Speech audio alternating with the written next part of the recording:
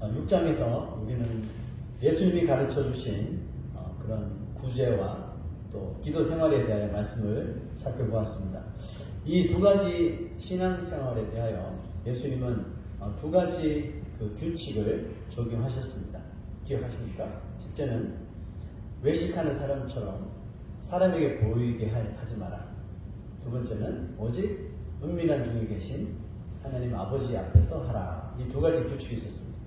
그리고 오늘 읽은 구절에서 보듯이 예수님은 이 두 가지의 규칙이 적용되어져야 하는 또 다른 한 가지 우리의 신앙적 행동 방침을 알려주셨는데요. 그게 바로 패스팅, 금식에 관한 것입니다. 아마 우리 믿는 사람들 가운데는 금식을 늘상 하고 또 신앙생활에 가까이 접목시키는 사람도 있는 반면에 금식에 대해서는 별로 그다지 신경을 쓰지 않는 사람도 있겠죠. 사실 금식은 기독교에서만 사용하는 단어는 아니죠. 신앙과 상관없이도 금식을 활용하는 사람들이 많습니다. 예를 들면 다이어트나 또 건강 검진을 위해서 혹은 수술을 받기 위해서 또 정신 수양을 위해서 아니 훈련 목적을 위해서 또 무언가 자신의 뜻을 관철시키기 위해서 적지 않은 사람들이 금식을 활용하는 것을 볼 수가 있습니다. 그 세상에서 사용하는 금식은 뭐죠? 말 그대로 식을 금한다. 그 음식 섭취를 금하는 행위를 말하겠죠. 자, 그러면 성경적인 이 금식은 여러분 무엇을 의미할까요? 당연히 성경적인 금식도 방법론에 있어서는 똑같이 음식 섭취를 중단하는 것이죠. 하지만 기독교에서 경건한 신앙을 목적으로 실시하는 금식은 단지 음식을 먹지 않는 것에 중점을 두지 않습니다. 구약 성경과 신약 성경에서 금식에 대한 대표적인 두 가지 케이스가 있죠. 기억하십니까? 구약에서는 시내산에 올라간 모세가 40일 동안 금식한 것과 신약에서는 공생애를 시작하시는 예수님이 광야에서 40일 하셨던 금식이죠. 모세와 예수님은 왜 40일 동안 금식을 한 것일까요? 어떤 사람들은 그 40일에 아주 큰 중점을 두고 40일 금식해야 된다. 뭐 이런 말을 주장하는 사람도 있긴 하겠죠. 이 두 사람의 40일 금식에는 공통점이 있죠. 금식했던 기간도 같지만 두 사람 다 모두 하나님을 만나는 방편으로 이 금식을 사용했다는 겁니다. 자, 이것은 우리가 왜 금식을 해야 하는지 가장 근본적인 이유를 알려주는 것이 되겠죠. 우리가 일반적으로 하나님을 만나는 시간을 기도로 생각합니다. 그죠? 그래서 금식을 대개 이 기도와 연관시킵니다. 그래서 금식 기도라고 말합니다. 그래서 어떤 사람은 예수님이 광야에서 40일을 밤낮으로 금식한 것을 또 금식하시고 또 하나님과 교통하신 것을 보면서 40일 금식 기도를 하기도 합니다. 그런데 여러분 40일 금식 기도를 하다가 안타깝게 목숨을 잃는 사람도 정말 솔직하게 적지 않거든요.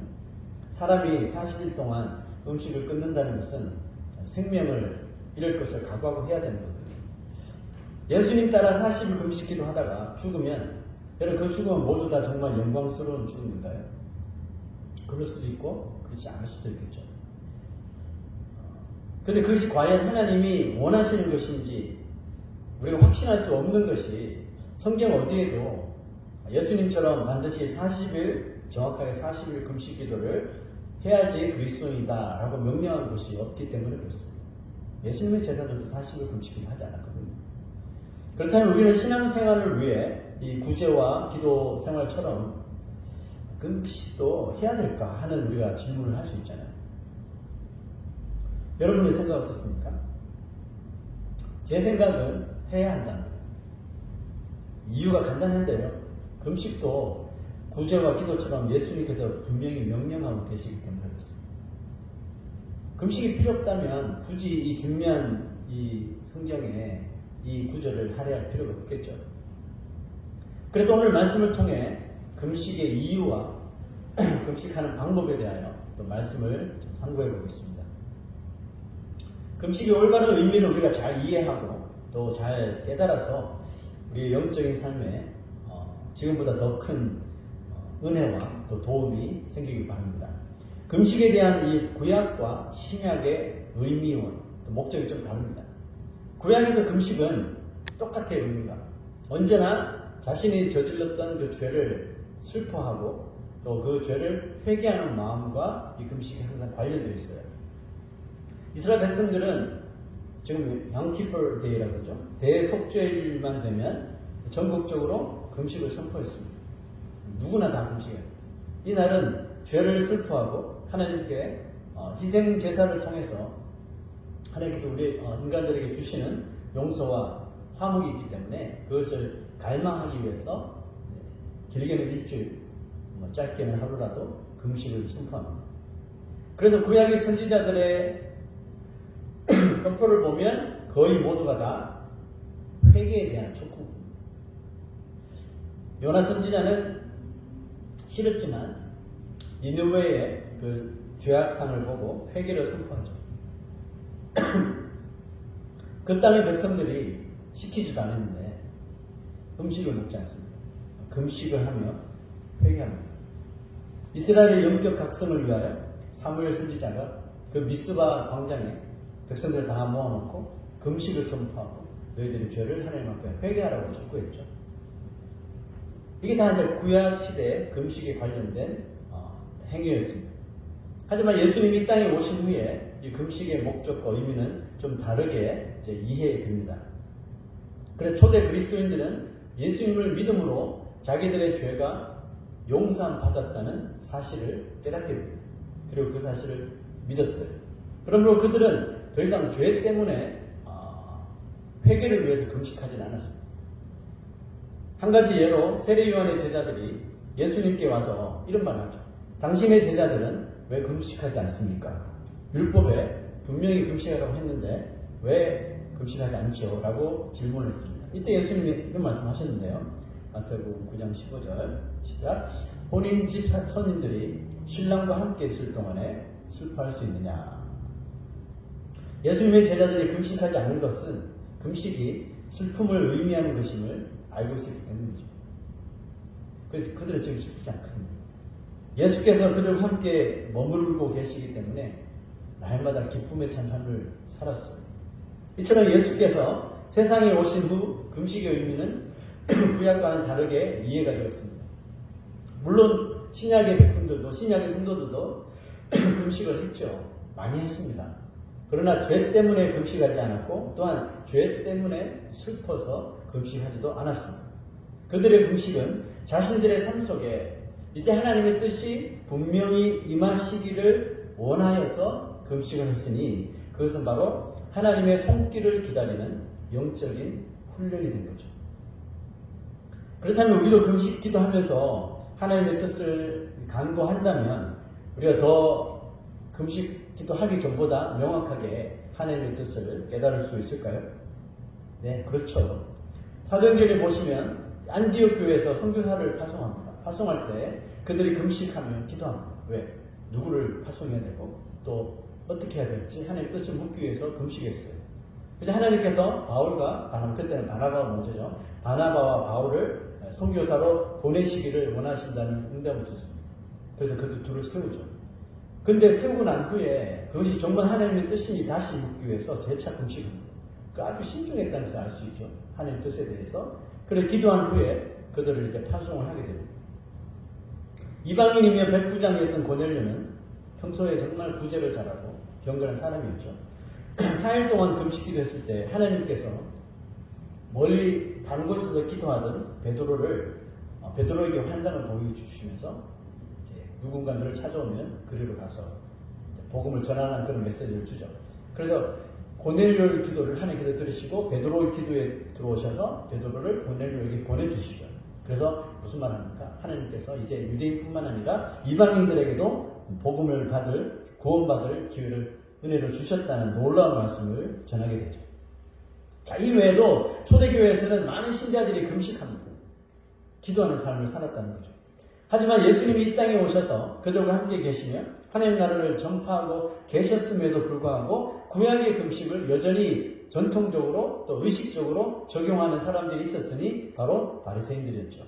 예수님께서 외식하는 바리새인들의 금식하는 삶을 책망하셨는데요. 자, 그 이유를 한번 보시죠. 시작. 금식할 때 너희는 외식하는 자들과 같이 슬픈 기색을 보이지 말라. 그들은 금식하는 것을 사람에게 보이려고 얼굴을 흉하게 하느니라. 바리새인들이 했던 금식이 뭐죠? 그냥 전통적인 그 구약의 금식을 따르는 거예요. 네, 그들은 예수님을 하나님의 아들을 믿지 않았기 때문에. 그래서 마치 죄를 회개하는 것처럼 온갖 슬픈 기색을 다 짓는 거죠.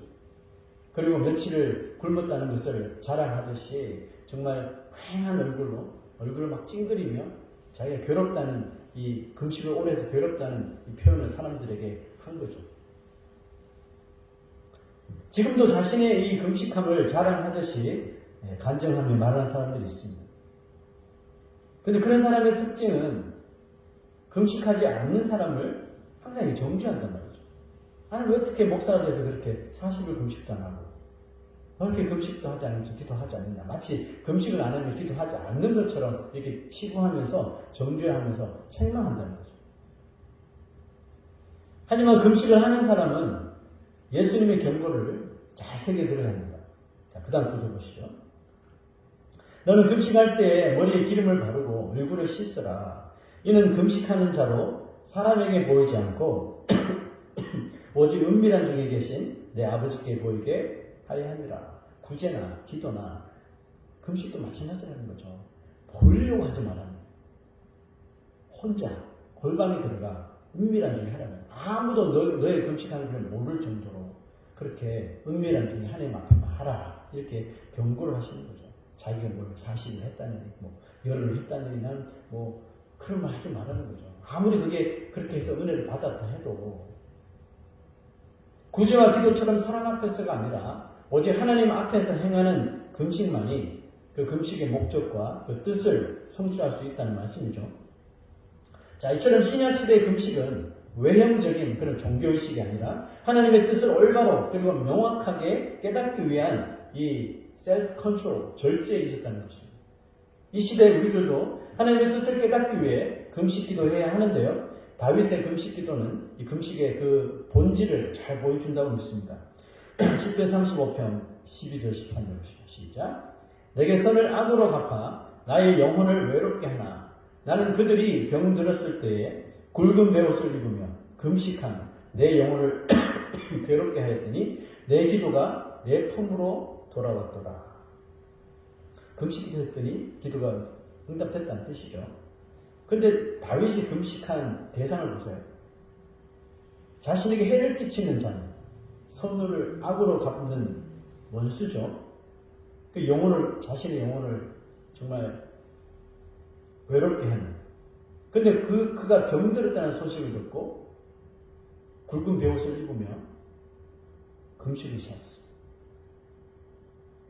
원수 같은 사람을 위하여 여러분 기도하는 것도 솔직히 버겁잖아요. 이름 석자 말하는 것조차도 버거운데 그를 위하여 금식까지 하는 것은 다윗 표현이 딱 맞죠. 내 영혼을 괴롭게 하였더니 내 영혼을 괴롭게 하는 것이라고 표현했습니다. 우리는 나의 영혼이 늘 평안하고 또 기쁘기만을 바라지 않습니까? 그런데 다윗처럼 그런 상황에서 기도뿐만 아니라 금식까지 하며 기도한다는 것은 자신의 영혼을 괴롭히는 것과 같은데 영어 성경을 보니까 humble myself라고 말하고 있어요. humble myself with fasting. 좀 의미가 좀 다르지 않습니까? 이 번역이. 저는 이것이 바로 자신을 스스로 경비하는 행위라고 봅니다.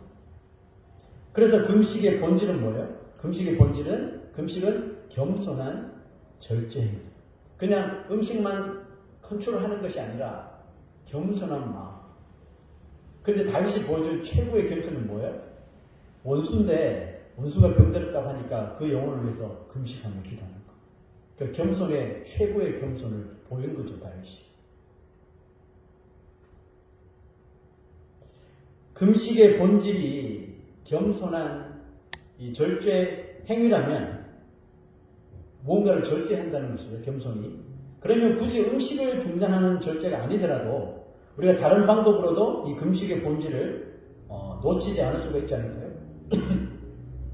금식의 진정한 정신은 음식뿐만 아니라 우리의 살아갈 때 필요한 어떤 다양한 물질들이나 또 매일 만나는 이런 인간관계에 이르기까지 절제라는 그런 명목하에 우리가 다양하게 이것을 적용할 수도 있습니다.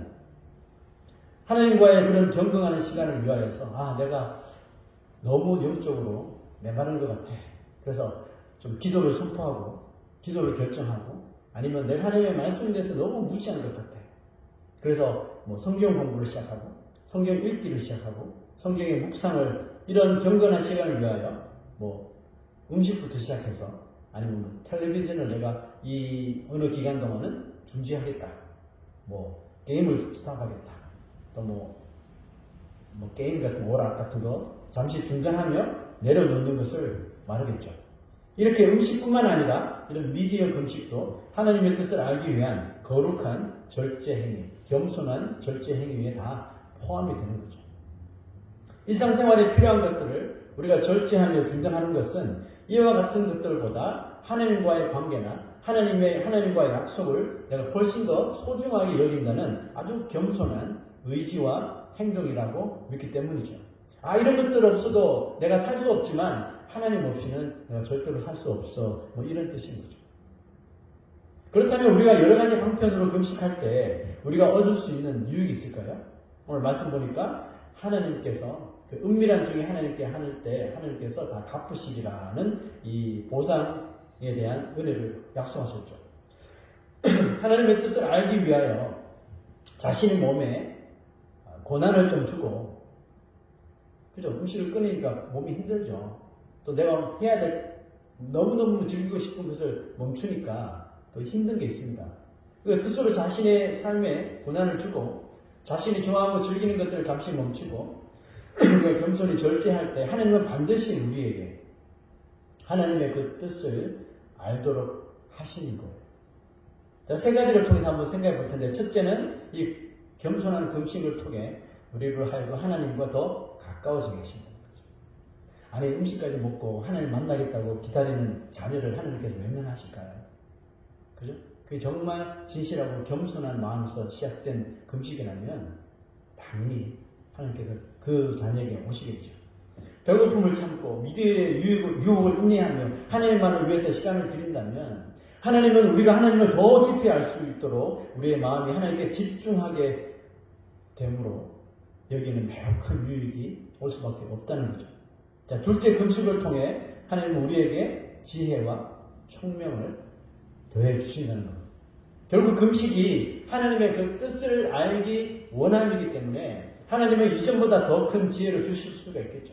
그래서 하나님의 뜻을 더 명확히 알 수 있도록 도와주시는 거죠. 그래서 안디옥 교회도 이 두 사람의 출중한 훌륭한 이 제자들을 세워놓고 이것이 하나님 뜻인가 명확한 그 뜻을 알기를 원했잖아요. 좀 하나님은 결국 그 뜻을 알 수 있도록 도와주시겠죠. 여러분, 다니엘은 유다 민족을 향한 하나님의 뜻을 알고자 작정하고 금식 기도를 한 사람입니다. 다니엘서 9장 3절 보시죠.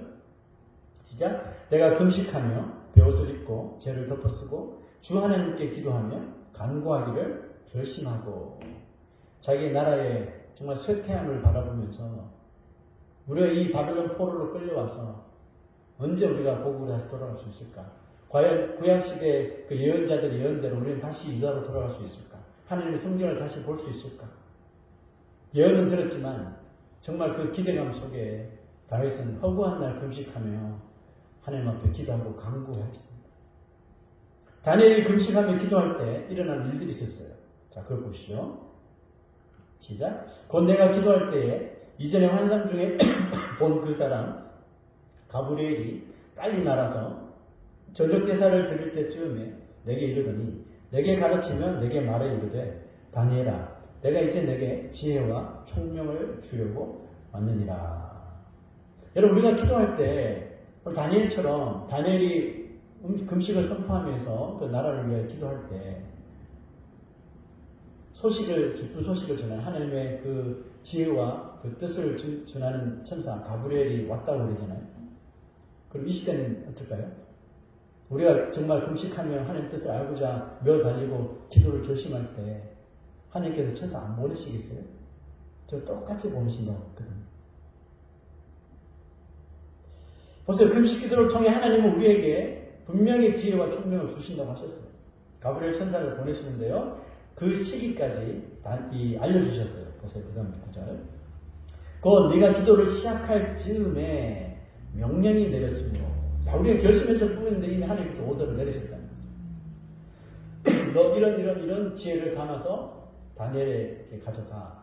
이미 기도를 시작할 즈음에 하나님께서 시작을 하시는 것이 보습니다.